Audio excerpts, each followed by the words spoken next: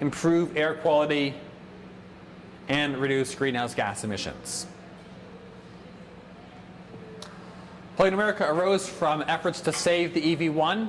If you know the movie Who Killed the Electric Car, a lot of those activists were influential in founding Plug-in America. They were unable to save the EV1. GM managed to get them all back and destroy them all, but they did save at least 1,000 of the early Ford and Toyota EVs when those companies wanted to do the same thing. Then they took that coalition, that momentum, and they organized a nonprofit in 2008, registered the name and everything as Plug-in America.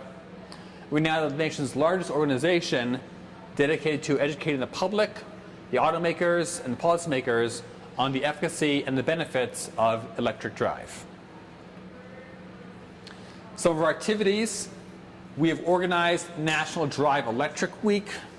People, even before we were an organization, our founders were involved in National Drive Electric Week with the Sierra Club and Electric Auto Association. This year, Drive Electric Week, it's the week after Labor Day, so the 9th to the 15th. There'll be activities right now in 49 states. I think we're still hoping on Mississippi to come through with an event. But 49 states are having Drive Electric events in Drive Electric Week, including Vermont, of course. We also do other forms of driver education and outreach, sometimes in partnership with utilities or automakers or whoever. So we're looking at doing more Drive Electric events during Earth Day. Apparently some of our Gulf Coast partners aren't thrilled with the timing of Drive Electric Week because they have some risk of hurricane cancellation. Hurricanes canceling Drive Electric events. So we're going to do more events in that area around Earth Day in April rather than in September, which, as you know, is hurricane season. We do dealer training. We have this Plug Start program. We train dealers on how to sell EVs and how to answer questions that drivers may have. This is not my main focus, but I went to one of these events. I went to one in Boston. It was on Marathon Day, and it was miserably cold and raining, so the dealership was not having a lot of walk-in business. So they were able to send like 8 of their people to our dealer training, which is very unusual. Usually they're all like, oh God, people have to be on the floor selling vehicles all the time. They can't take 4 hours to go to your training or even 2 hours to go to your training. Well, it was a slow day. They had 8 people there for 2 hours, and we answered their questions. We told them how EVs work, where to charge them, how to answer all the questions that their buyers might have. If you can motivate the dealers to sell them, that'll really help. Oftentimes people say dealers aren't interested in selling them. They don't answer the questions right. They don't even know they have EVs or how they work, even when you can clearly see an electric model on the lot. The dealers have to know about them and be educated about them. So that's an important thing that we do. We've had some real successes. Some dealerships have been very interested and become champions of EVs. And we do policy advocacy. Oftentimes a state will have a proposed policy and ask for public comment. And we'll submit comments. Sierra Club, CLF, Acadia, a lot of other groups will submit comments. Sometimes we'll do it individually or jointly with them. And we'll say, well, here's our thought on your proposed policy. You have Volkswagen money from their settlement that you can use some of it for EV charging. Here's what we suggest or what we recommend. You have a proposal for utility filings to expand the infrastructure. Here's what we suggest. So that's a lot of my work is on the policy side of things. So I've worked on energy and environmental issues, technology and policy for about 20 years now in different aspects, whether it was doing a PhD or whether it was working in DC or so on. After I finished my PhD, I had a postdoctoral fellowship at the Union of Concerned Scientists, which is an NGO that's been around since the late 60s, does excellent work. And I had a fellowship working on smart charging, how we can use electric vehicles to help the grid handle more renewables, more wind and solar and intermittent resources, or variable, I should say. I'm also an EV driver, and there's my Tesla, which I drove up here this morning from Boston. I would have made it on one charge with like 30% left, but I stopped the charge in Brattleboro because I had the time. UCS does some excellent work. I'm going to give them a plug. Here's what it looks like if you had electric vehicles on today's electricity grid.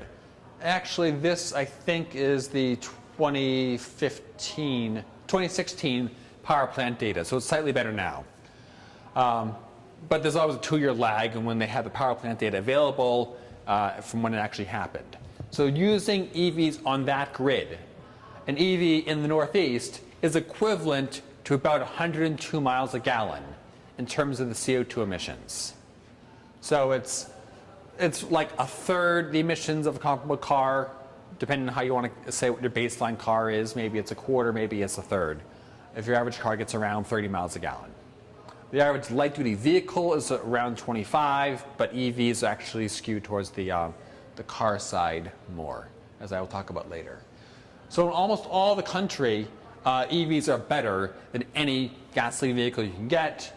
The US average is 80 miles a gallon based on where the EVs are actually sold. That's dominated by California, which is 109 miles per gallon equivalent. There's also a lot of sales in the Northwest, lots of hydropower there. It makes your EVs very clean in terms of the electricity used to power them. The areas with the most coal, right in the middle, parts of Missouri and Illinois, an EV is equivalent to around 39 miles a gallon. And that's a lot of coal in the mix. Most of the country is well over 50. So that's pretty exceptional. Why is there a differential between different places? Your local electricity grid. So if you're in the Northwest, a lot of your electricity comes from hydropower, which is very low carbon emissions. If you're in New England, a lot of it is natural gas, some nuclear, some hydro and wind. Overall, it's pretty low carbon emissions. If you're in Texas, ERCOT, that's actually mostly wind and natural gas, not much coal anymore in Texas, so that's relatively clean also in terms of carbon emissions. And then the areas with the most coal remaining have the highest emissions, therefore the lowest mile per gallon equivalent. But even there, it's still about 39 miles a gallon equivalent for an EV. And overall nationwide, it's about 80. So EV sales have been taking off. Here you can see the sales for, let's see, that's 2015. And then 2016 beat it almost every month. The one month there was a slight decrease because of weekends, they had fewer sales days for EVs. So 2016 better just about across the board. 2017, every single month was better than the comparable month from the year before.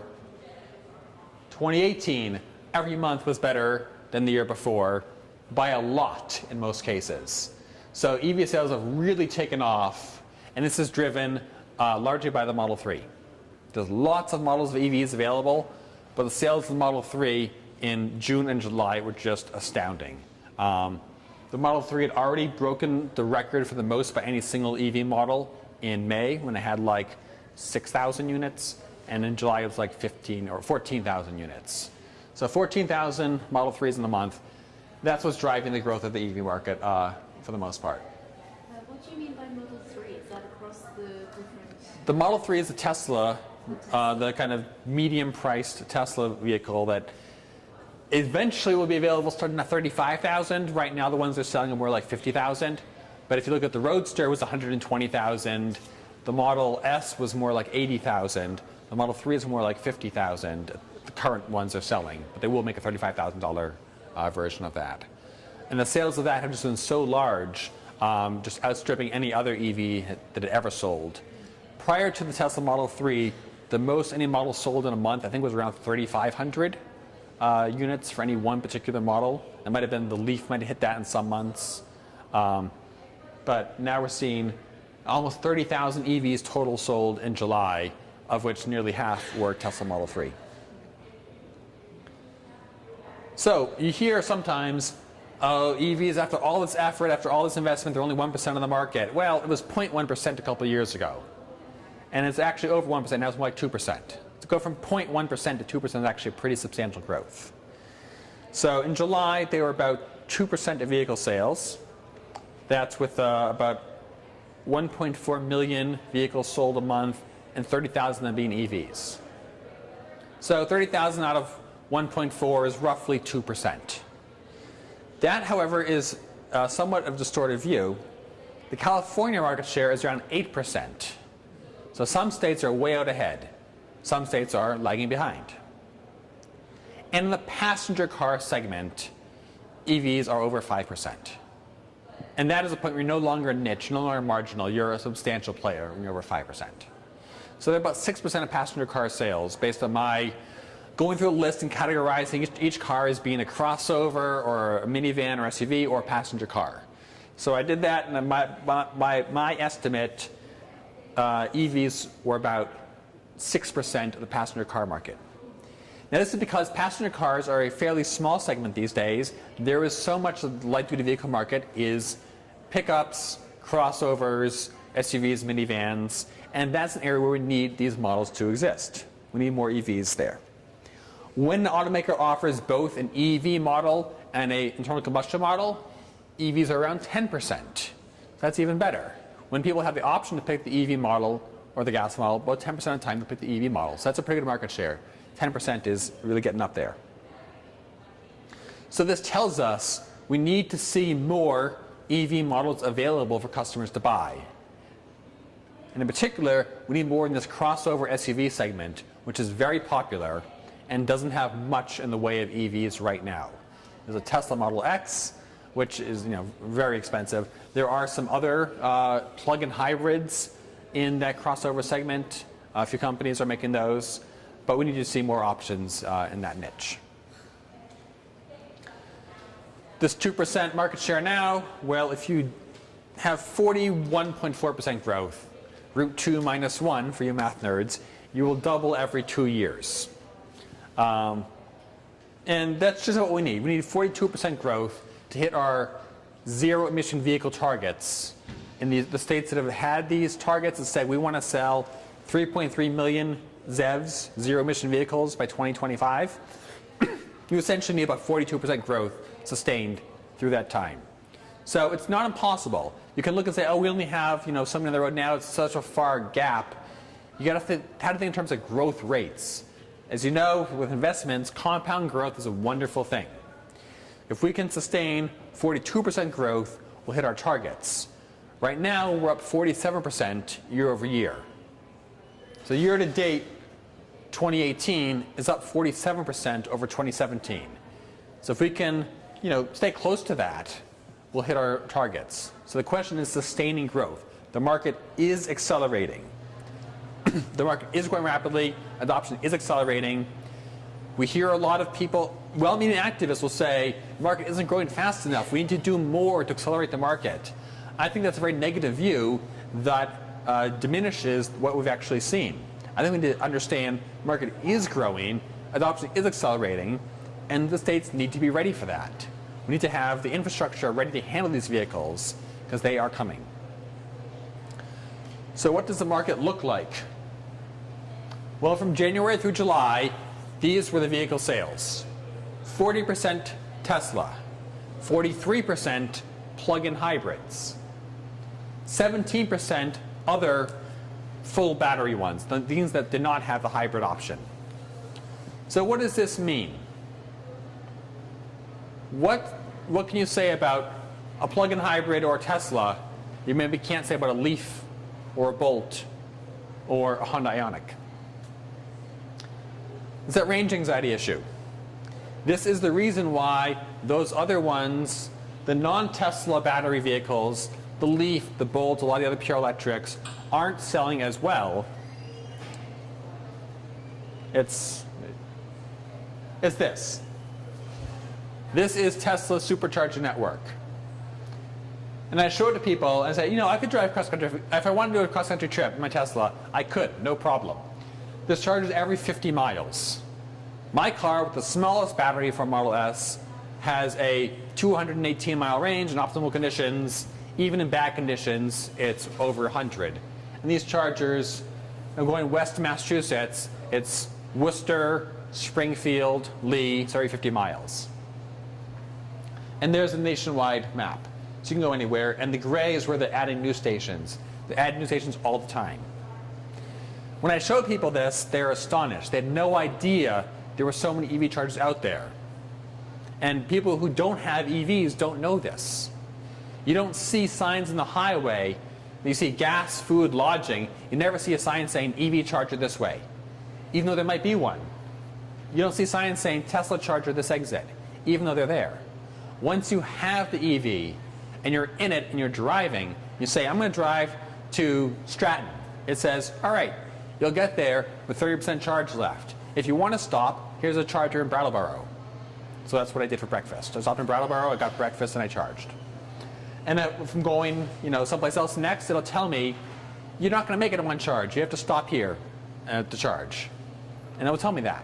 When you're in the car, you realize about the charging network. If you don't have a car, you have no idea it's out there. Now, this isn't the only one. I couldn't get permission from PlugShare to use their map. They didn't even write me back. So go on PlugShare and look. You will see there are other chargers too for non-Teslas. There are chargers for those Leafs and those Bolts and the Ford Focus Electric. They are out there, but if you don't have a car, you don't know. We have two cars. We have the Tesla, and then because I have road trips for work, we got a Nissan Leaf. We don't use it much, but it's there, so if I go off on a trip, my wife can get the kids to school or the doctors or wherever they're going. Well, this weekend she wanted to do a road trip and visit a friend up in New Hampshire. So I said, well, okay, you take the Leaf up there. It should get you there and back on one charge, but if not, we'll see where the charges are. So I went on, I came with a little charging card for networks, and I logged into the website, I made an account, then I had to sign up for the individual charging networks, and I made an account for those, and then I had to look and see where the charger was, and so I texted her the address of the charger. So if you're coming back from New Hampshire and you see that you need to charge, go to this address. There's one in the North Shore Mall in Peabody. But Tesla is really easy. The Tesla one is really easy to do. There's no signing up or registering. There's no payment. It just bills it. I mean, Tesla has your information. They'll bill you if they need to. If you're sitting idling at a spot after fully charged, they'll bill you for that because you're not supposed to do that. But the other one, I had to, as a fairly expert person in this area, look up how to register for the network, where they are, and tell my wife where to go. Even though my car came with 2 years of free charging, it wasn't quite so simple as, oh, just drive and plug in. The Tesla, you just drive and plug in, and that's it. That's all you have to do. So there are other ones, and we're working on improving that, and I'll talk about our work in this area. Electrify America is another network that's being built out by Volkswagen as part of their penance for that issue with the diesels. So they're building out a network of chargers across the country.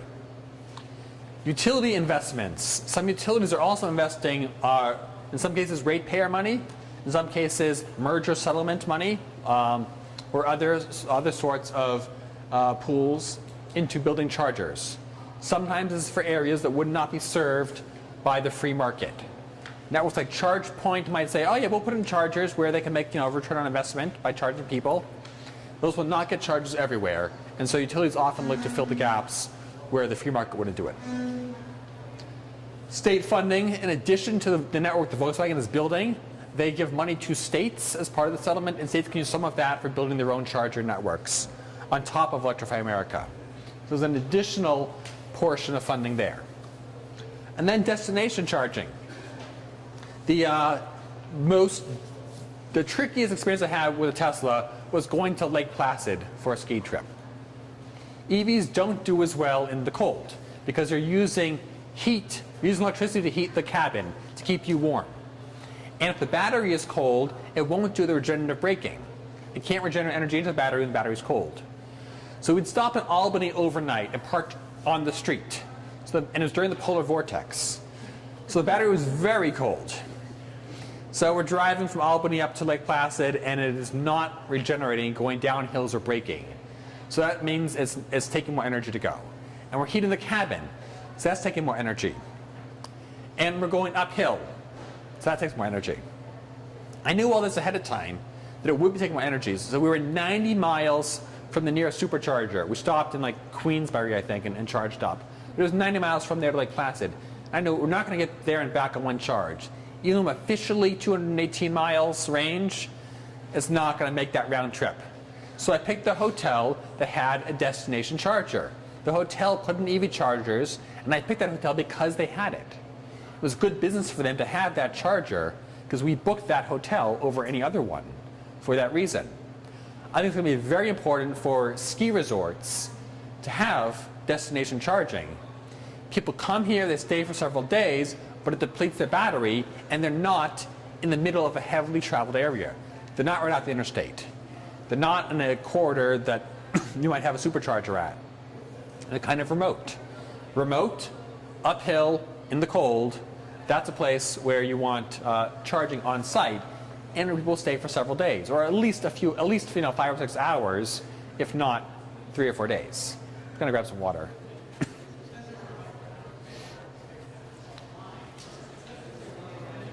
Thank you.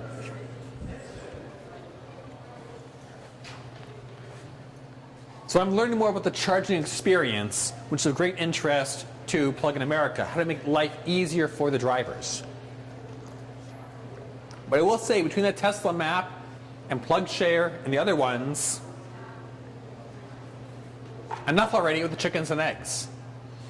You hear this thing from, I don't know, skeptics or advocates, whoever will say, oh, you won't have the chargers, there's no business case until there's the EVs who are using them and paying money. But no one's going to buy EVs until there's chargers out there. Well, there are thousands of chargers in this country, tens of thousands of DC fast chargers. I think that maybe thousands of DC fast chargers, 10,000 public chargers in this country. And probably 1 billion level 1 chargers. Literally every outlet, 120 watt outlet that can handle 15 amps or 12 amps is a level 1 charger. When I first got the Tesla, I just plugged into the outlet in the garage, the ordinary wall outlet. It was slow, but we didn't drive that much most of the time, so it was fine. Just plug in every night, like you're plugging your cell phone. And that was fine. So the level 1 infrastructure is everywhere.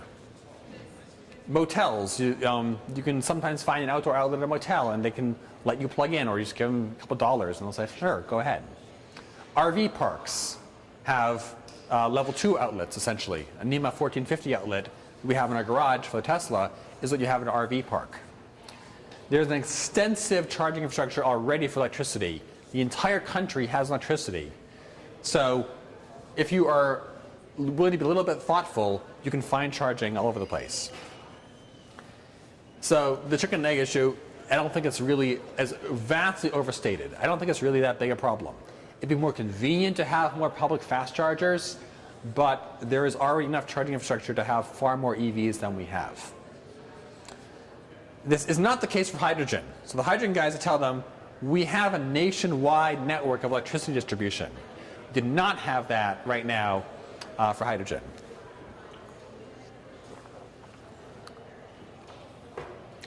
So the policy work that I'm doing in the Northeast, I'm funded through a grant from the John Merck Fund to work on EV policy in New England on 3 topics: transportation electrification, consumer protection, and vehicle grid integration. The first of these, it's often a state goal. We want to electrify transportation. That generally means grounded transportation, personal vehicles, buses, heavy trucks, and then fleets like government fleets or ride share or car sharing programs. So get all of those converted to electricity. Because electricity you can, at least in theory, make with no emissions. In practice, it's much cleaner than internal combustion cars at the moment, and has a pretty clear theoretical path to get to near zero emissions. No one has that pathway for internal combustion vehicles, essentially. There was hope for cellulosic ethanol, doesn't seem to be panning out, and that's great. So the main reasons why states want to electrify transportation: reduced emissions of traditional air pollutants like SO2 and particulate matter and NOx and VOCs, greenhouse gases, cost savings both for the drivers and for the non-driving ratepayers. You can spread the cost of the electricity grid across more electricity sold, you can lower the rates for those who don't have EVs. This is a compelling argument, and the best argument we have against those who say, oh, it's a subsidy for the wealthy. It's like, well, if we do this right, we spread the charging spread the cost among more electricity sold, and those who don't have EVs will benefit from lower rates. Lower rates for their homes. What was that? Sure. Most of the grid is fixed cost. Doesn't really vary a whole lot if you use more energy off-peak. And if you can increase the off-peak utilization of energy, you spread the cost of maintaining the grid across more units of energy sold. And those more units of energy sold are being paid by the EV drivers. And that lets the utility lower rates for everyone else, or at least, in practice, not increase them as fast. Because, rates go up for a few reasons, but... In a practical sense, would you be able to say that would drop rates maybe a penny a kilowatt hour or something?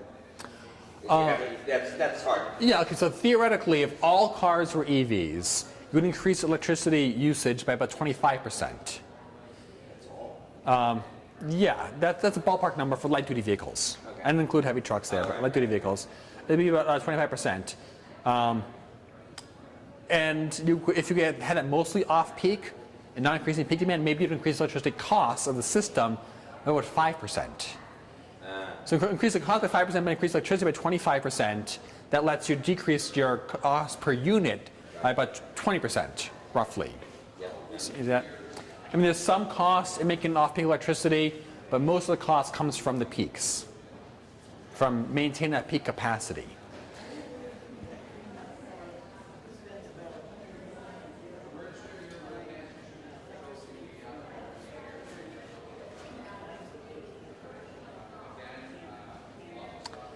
That's probably, I mean, yeah, a lot of the costs are driven by peak costs, peak demand, and that's two factors. One is buying the electricity supply, buying the kilowatt hours during those peak times. Another is maintaining a big enough, robust enough grid to handle that flow all at once. They have to design their grid and their wires strong enough to handle whatever the annual peak is going to be. So if everyone in Vermont got switched to electricity for, water heating, it has a lot of advantages, but they'd have to make sure those weren't all running at the peak time of the air conditioners, or else they have to upgrade their grid to handle that. There is a good story here, if I can, a quick one. Friday night was a killer for Vermont, because all the ski condos are electrically heated, and everybody come up and crank the electric heat. And they were having horrible peaks. And this is a much bigger issue, because what they need to do is start charging time of rate use for everybody. And then you would say, I'm not running my dryer. I'm going to be really careful. The knowledge thing and the smart grid, that's what that's all about. And you'd say, oh, you can run the dryer at night, put it on a timer. Charge the car at night, put it on a timer. Interrupt the electric or heat pump water heater. Any shuttleable load, and you would be motivated to do that. If you did it, you'd get rewarded. If you didn't, you'd be paying maybe $5 a kilowatt hour. I'll get the time of use rates. That's one of the things. Yeah. And actually, New Brunswick Power had a pilot using electric heating with time of use rates and bricks to store the heat. Basically, getting people to make the heat ahead of time when no one else is using power. So when you come home, you transfer the heat into the house using insulated bricks. Something's happened to your... Oh, what is that? that's my water. All right. So, utility, the big questions are, what role should the utility play? Should they be involved in just telling the third parties where, what's a good location for the charger? Tell Tesla, oh, you can put your charger here, not there. It'll cost less. Should they actually do the make ready? That is, laying the conduit, doing improvements up to the point of the charger, and then someone else builds a charger? Or should they go all the way to only operating it themselves? This is a big question for free market issues and competition and things. They have a role in education and outreach. They talk to the customers. Customers generally trust the utility more or less, at least more so than anyone else. You let them into your house. So they have a role to play there, educating customers. And then the rate design. This could be time of use rates or things. Tiered usage you see in California. The more you use, the more you pay per kilowatt hour, which is nice from an energy conservation point of view, but it's bad for EVs when you're trying to bring other loads into the electricity sphere.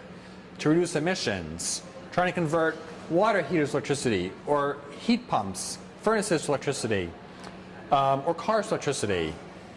So tiered usage actually works against that. So they're kind of shifting away from that in California now.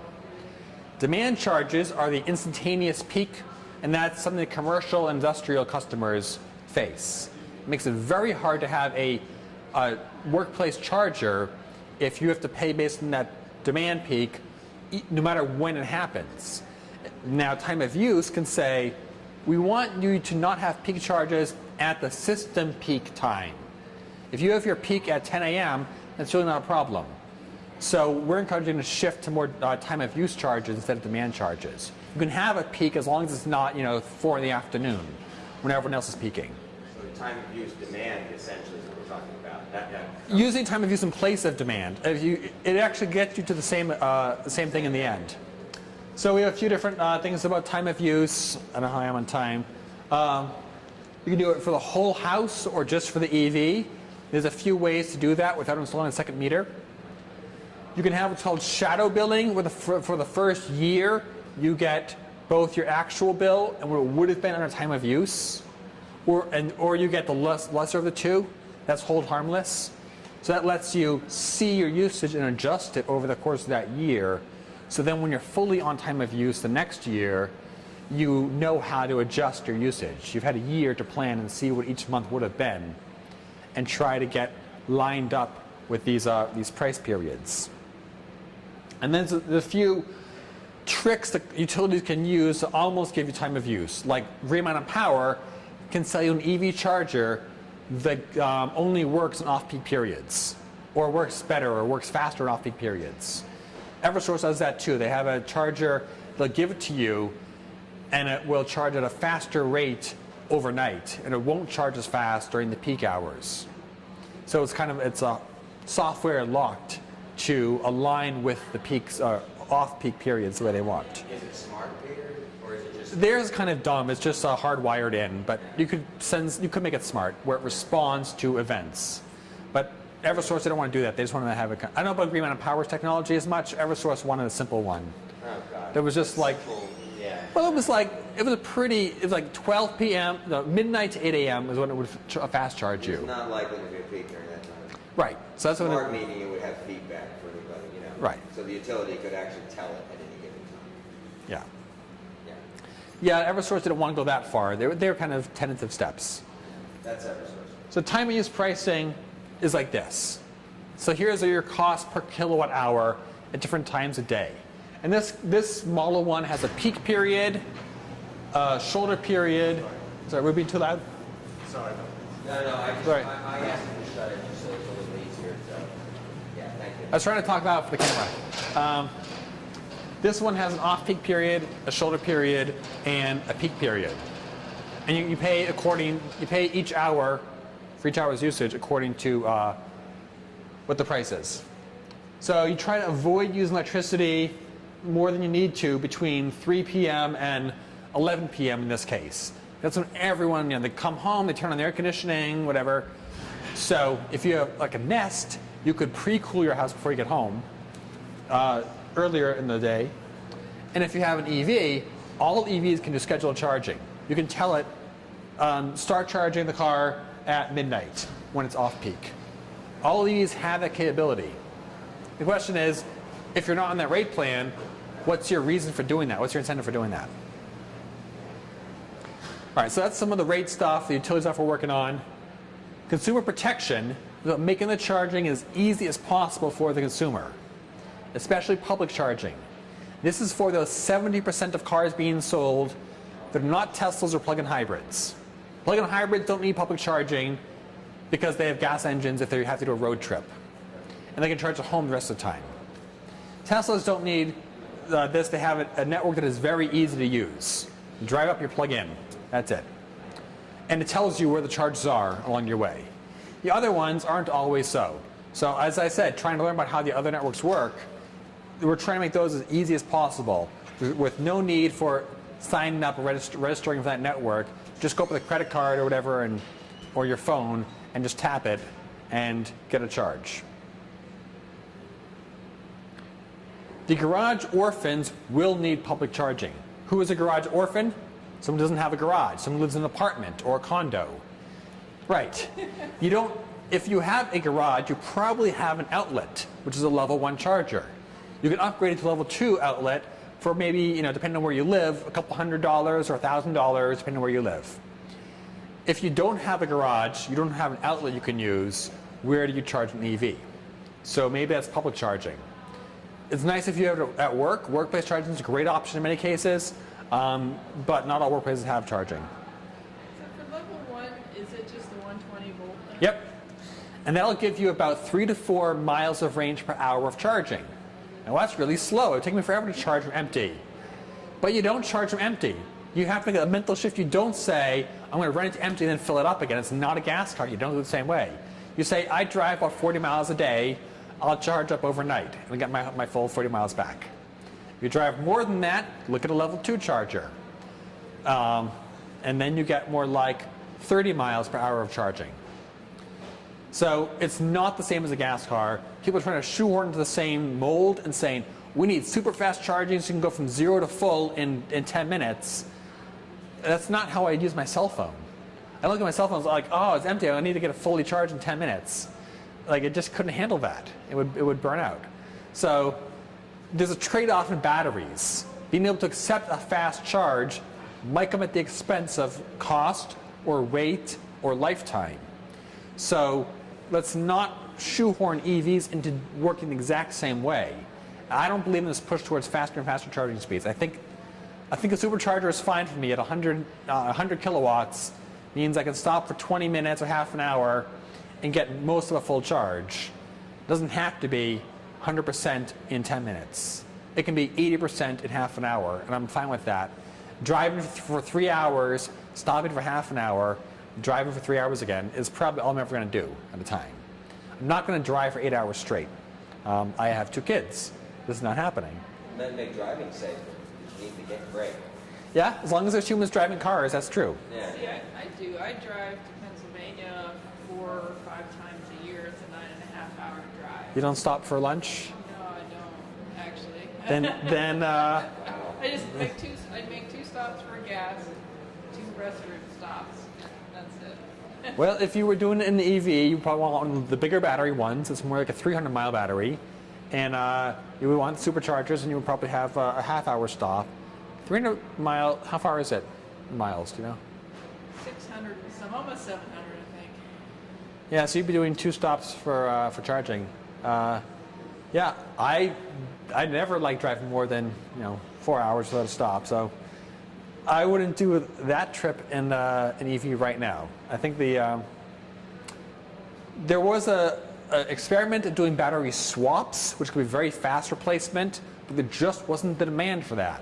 There wasn't the demand for I need to be fully charged in 10 minutes. There wasn't that much demand for that service. So I think that's probably an outlying situation that isn't going to have a big solution right now. Yes? So if you were going to drive 100 miles and you had to charge at a station all the time, I mean, how much would it cost to charge? So there's a lot of different pricing plans. I think if it was the cost of electricity and the cost of the station, you might look at around 20 cents a kilowatt hour. So 100 miles is about 30 kilowatt hours. So $6. $6 for 100 miles. It's not bad. So that's factoring in the cost of the station. DC fast chargers have a capital cost. If you're charging at home, it could well be much less than that, and more like 10 cents kilowatt hour. The problem with DC fast chargers is the capital cost of the station makes the electricity have to charge a bit more for the power for the convenience of that fast charge. With Tesla, it's rolled into the cost of the car. When I bought my Tesla, I paid more because it has a supercharger network. That's all part of their cost of doing business. And as a result, the car costs what it costs. But I have lifetime supercharging.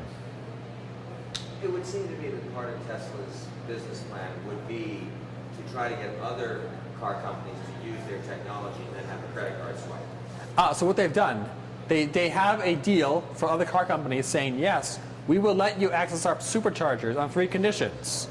One is the car company pays portion to its cost of the network, and they can just build, Anybody can use it. they can build into the cost of the car. They can say, if you want the Bolt, the supercharger option, that'll cost you $3,000 or whatever.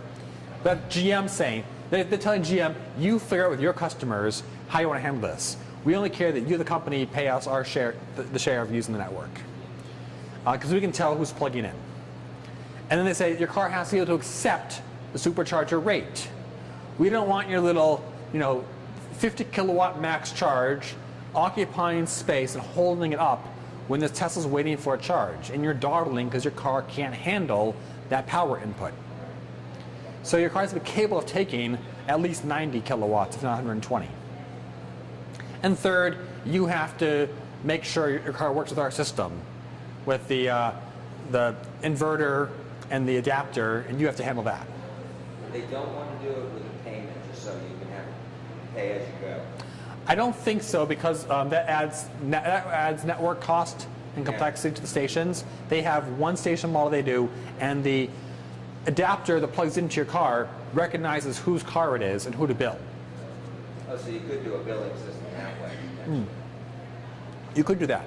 Tesla has my credit card info on file.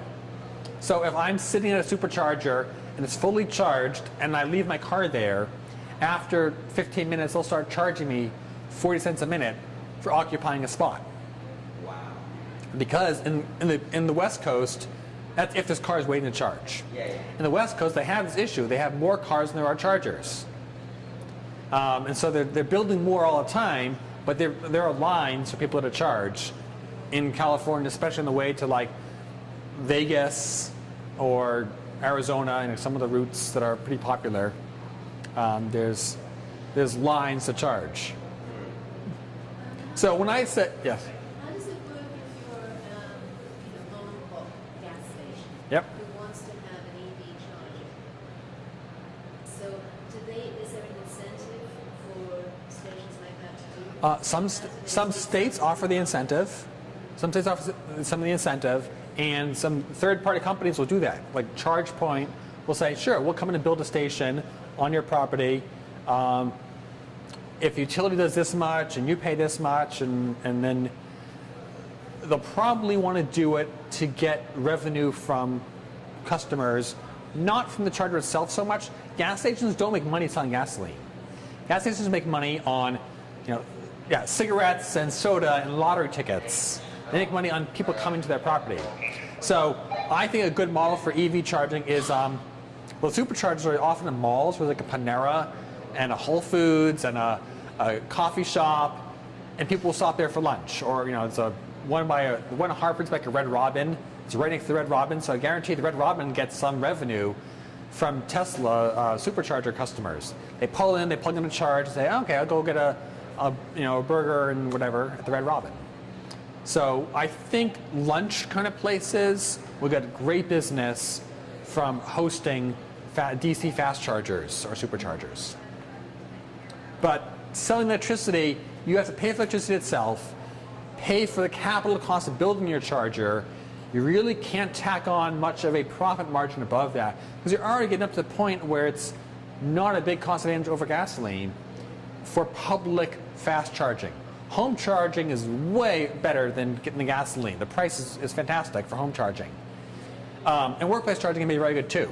DC fast charging, because the capital cost of building a fast charger isn't great. That's why I'm kind of skeptical about 300 kilowatt fast charging. Well, no cars can take that right now. It isn't necessary that EVs charge in 10 minutes for the most part. It's such a small fraction of your driving time that is necessary. And the capital cost of building that station is going to be a lot. You'll have to recoup that on top of your electricity costs and your demand charges. So that's going to be a very tricky thing to make work.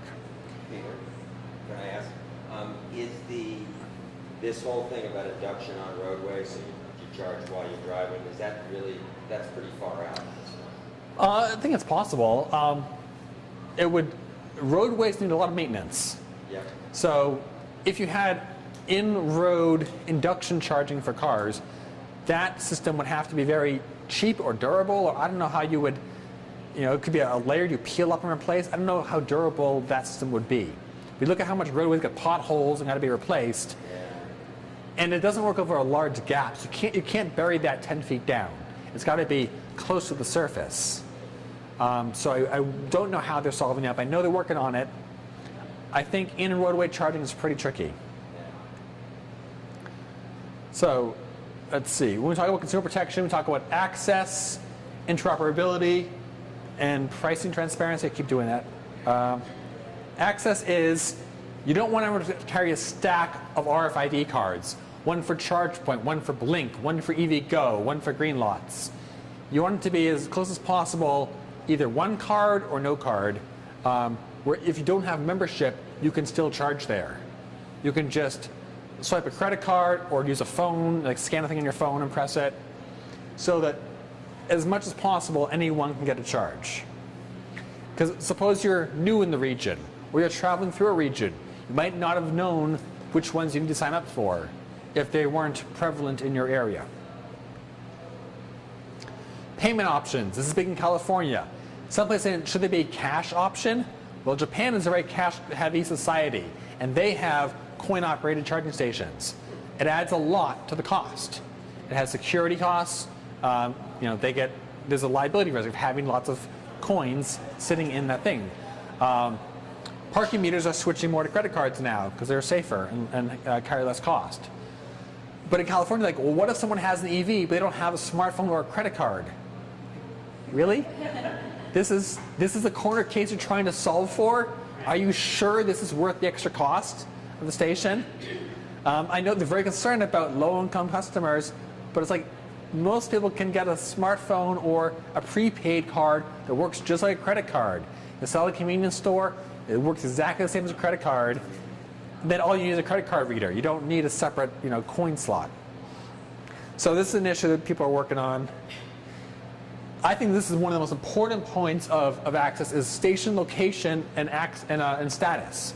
If I'm driving with a Tesla, it tells me where the charges are and if they're occupied, how many stalls are occupied, and if they're functional.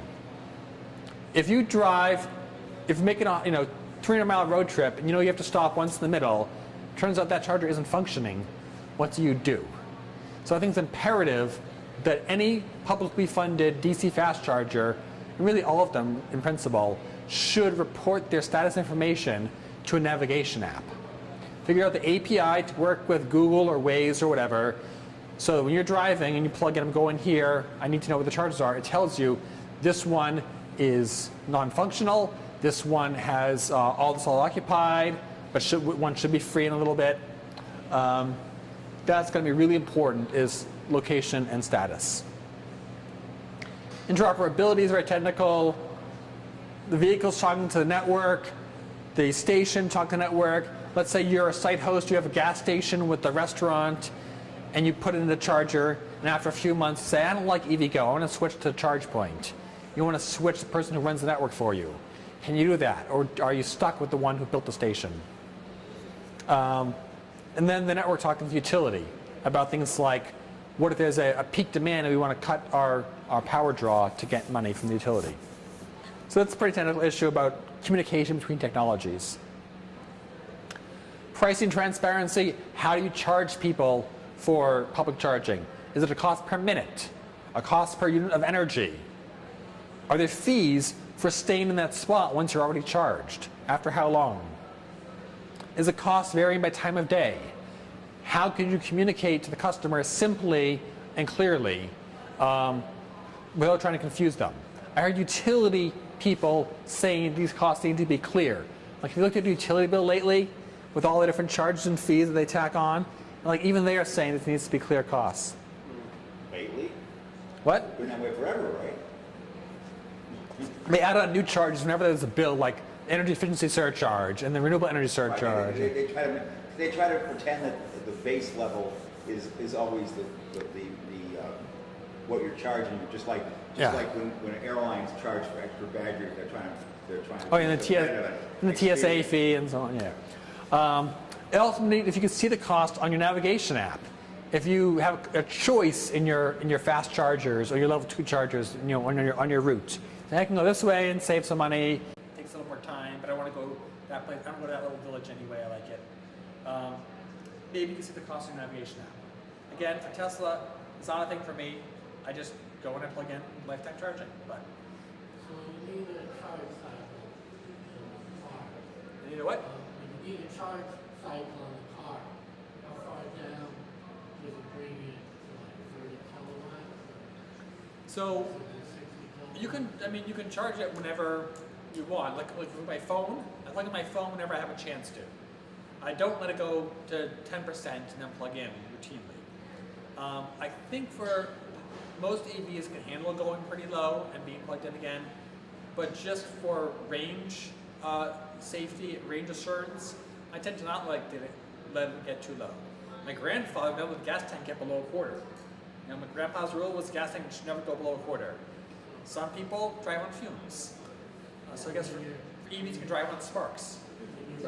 When you're charging it, how many kilowatts are you putting into it? Oh, how fast is it? No, So, how many? When you need a charge, how many kilowatts? So the battery in my car is 60 kilowatt hours. So I normally, if I get it down to 30% and I plug in, get really most of the way full. Getting all the way full takes a lot longer. It tapers off as it gets near full. So I don't usually go all the way up. I go to like 90% full and I get back on the road. It can draw at a power rate of 90 kilowatts at first, then it slows down to about like 50 near the end. So if you're down to 30 kilowatts, does the car drive okay? Yeah, it drives fine. It drives perfectly fine up until it's out, essentially. I mean, I've never let it get that low. No, I have. Coming back from Albany to Boston is slightly downhill. So when you do push it, it says it will get back with like 4% left. And it actually turns out to be more like 8%. And we just put it in the garage and charge.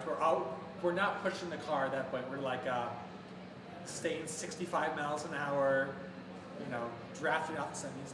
Is it bad for the battery thing? What? Is it bad for the battery thing? No, not really.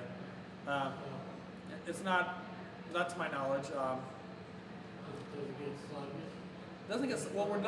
We're not pushing the battery to go very fast. That we're trying to stay under 70 miles an hour to extend the range. Because the faster you go, the more turbulent air resistance you have. So your fuel economy is better with a gas car under 70, and similarly for electric vehicle. If it says you'll get there with 4% left, but you slow down, stay under 60, you'll get there with more like 9% left, because you're getting more energy efficiency than I thought you would. It makes an estimate based on your average driving fuel efficiency. I keep saying fuel. Based on your average efficiency, but then that can be altered by you running the heat or the air conditioning, you driving very fast, you're doing a lot of hard braking. So those change the estimate of what it gives you of how much you'll have left when you arrive. But I don't notice it getting sluggish when it gets slow, because when it gets slow, I'm not trying to make it be a race car. I'm trying to be a very cautious driver when it gets low. So I don't notice if it would change. I don't think it does, but it probably will turn off some of the features to conserve energy. In our car, we have bulbs, and it turns off some of the fancier light stuff. You know. How much do you push it? We never went below 10. You're welcome. So when you need a charge, It's- does it tell you how many kilowatt you have to put into it? Yes. Let's say I'm driving on a long road trip, and it says you need to stop here to charge for 15 minutes. Because it knows the rate of the supercharger and it knows the power draw. And so to stop, the charge for 15 minutes is you cannot continue on your trip. Or you can hang out there longer and get more energy, so you have more of a buffer when you reach your destination. So it'll charge up pretty fast? Yeah. I mean, like 30 kilowatts? There's two units of energy here. Kilowatt hours is like gallons of gasoline. Kilowatt hours is an amount of energy. And kilowatts is like a flow. It's how fast the power is going into your car.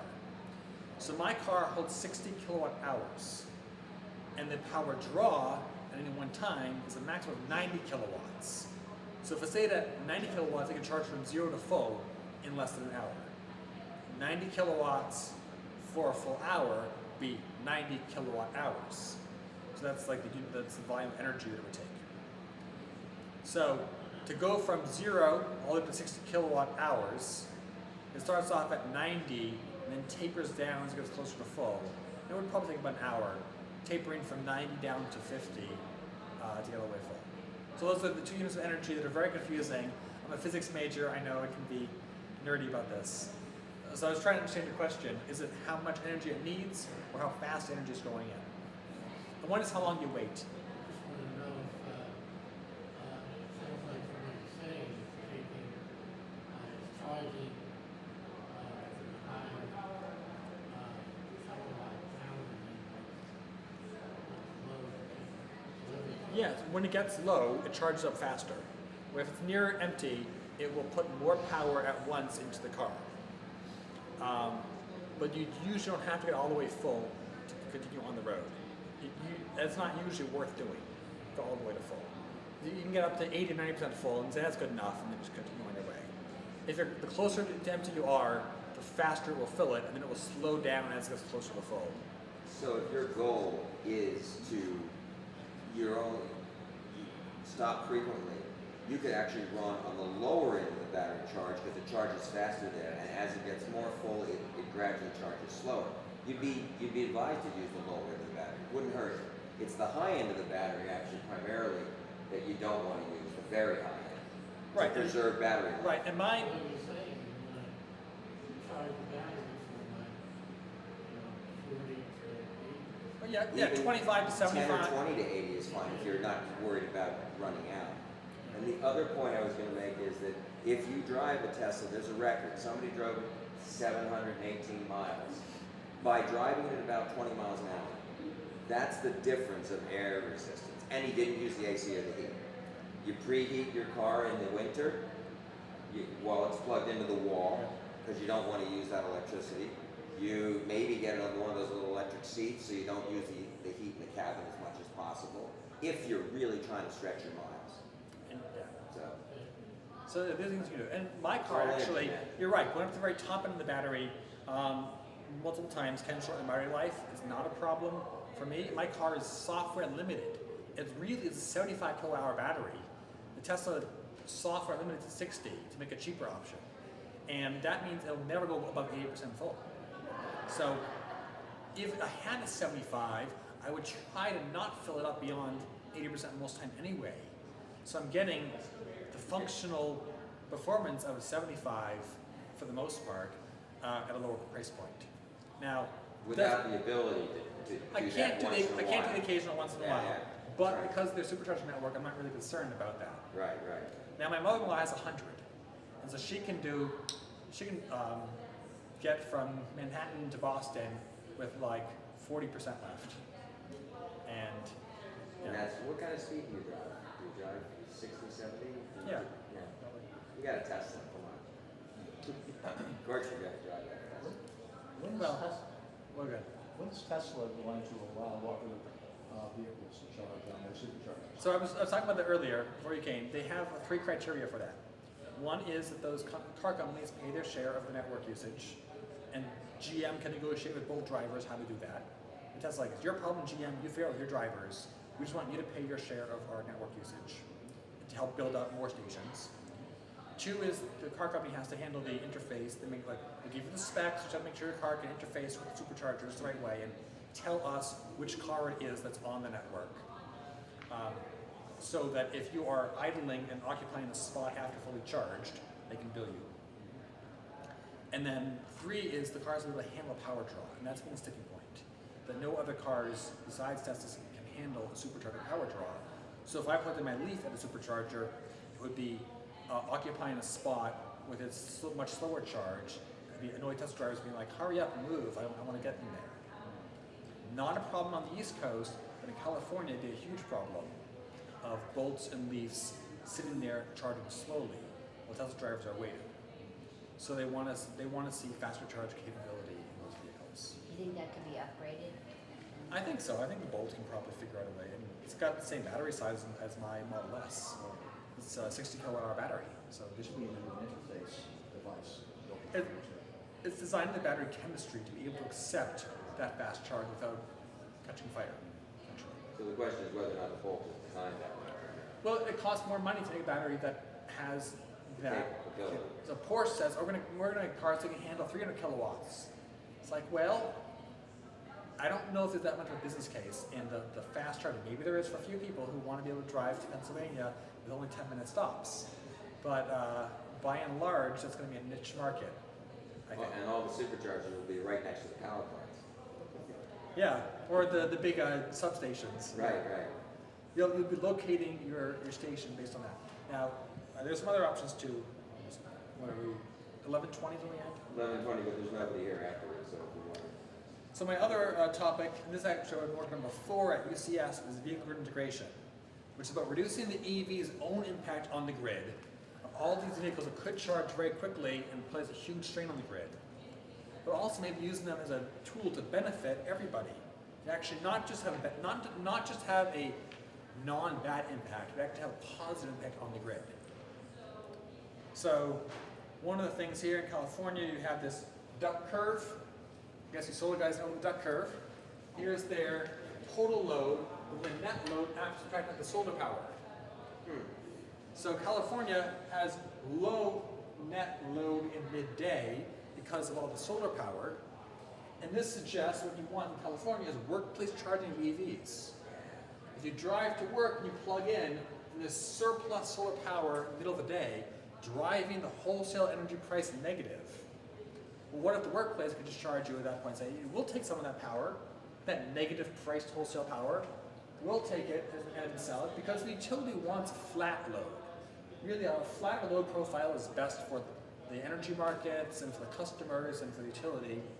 So they want to build up demand in the middle of the day. If everyone went home and plugged in at 6 or 7 p.m., that would increase the ramp rate. It would make it a spike in the afternoon. But if you could charge up in the workplace in the middle of the day, that'd be ideal for using that solar power. Do you know about the Vermont system? They give away free home chargers. Yes, that work on time of day, and they're programmed to work in the off-peak hours, essentially. Yeah, a couple times a month you might have to get a notice to say high peak, can't use it. Right. But if you keep your car charged a lot. Yeah, that's a way of doing a time of use plan almost. So they give you an incentive to do time of use, to charge at the right times. Eversource gave away or sold a low price chargers that were hardwired. They weren't smart like that. They were just like, you can charge at a fast speed from midnight to 8 a.m. and at a slow speed the rest of the time. It wasn't responsive to conditions. It was just, I mean, it's not a bad idea. It just wasn't as smart as what Green Mountain Power did. I have meetings with Green Mountain Power and Brunswick Electric and VEIC tomorrow. So I'm doing my Vermont tour. I'm going to talk to some of the utilities and NGOs about EV stuff. So that should be pretty cool. Are you involved with getting them to put in new chargers? Yes. We're talking about that in the bill H917. I'll get to that in a second. So some of the obstacles to doing the smart grid stuff with EV charging, a lot of the market rules were meant for bigger industrial customers, and for an EV charger it isn't that big a load, and so it costs a lot to participate in the markets for demand response or things like that. All kinds of interconnection requirements. Why don't we see two-way vehicle to grid? In Japan, you can buy a Nissan Leaf that does vehicle to home. It can run some essential systems in your home during a power outage, like your refrigerator, your lights, your network. You can do that stuff. Maybe not your air conditioning, but it's Japan. I don't have not like here. And they started after Fukushima. They said, look, let's have our cars be able to help out in an emergency. So you can do vehicle to home. You can't do it here. There's a little different red tape. Interconnections, a big issue. As you know from solar, once you're putting power back onto the grid, utilities get really anxious. They're like, oh no, I'm not sure about this. We have to make sure it's perfectly safe. We have to learn more about it and do all kinds of studies and figure out the right requirements for you to go through. With solar, we've overcome a lot of that now. It's still not easy, but it's easier. And we brought down the cost of interconnecting to the grid. Vehicles are a brand new thing. So once again, we're going to start at how to make this work. Competing technical standards, everyone needs to know that. What is the value? So the initial paper about vehicle to grid was saying it's a way to integrate wind and solar power at low cost. You can have the vehicles charge when the wind is blowing, and then discharge power onto the grid when it isn't. But it turns out the grid is really flexible. It's been low cost to integrate all this wind and solar. So therefore, there isn't much money in solving that problem. Vehicle charging can be a low cost solution to that problem of variable renewables. But there's lots of low cost solutions. So it will compete against everything else. They'll compete against, right now, flexible gas generators. If we start phasing out gas in the future, maybe there's more need for flexible loads, like EVs and water heaters and space, air conditioners that can go up and down according to electricity prices. Peter, with instantaneous discussion, communication between your equipment and the grid, obviously. It could be hourly, probably. With good enough modeling, there's predictive modeling, being able to guess pretty well what's going to happen to the grid. Might need some instantaneous for like a tree branch falling on a power line. That's true. But if you get a lot of it done, like San Diego Gas and Electric was doing hourly prices, they'd send you the price a day ahead. And here's your hourly prices for electricity. And you could have an app that could schedule the charging for your car based on that. Because they know pretty well what's going to happen tomorrow in terms of the weather, sporting events, like about the England example, the United Kingdom electricity grid. They always have a electricity spike at halftime in a football game. As people go to boil water, they'll electric tea kettles to make some tea. There's a very noticeable electricity spike at halftime in the major football games when people boiling water for tea. They need to drink more beer. Yes.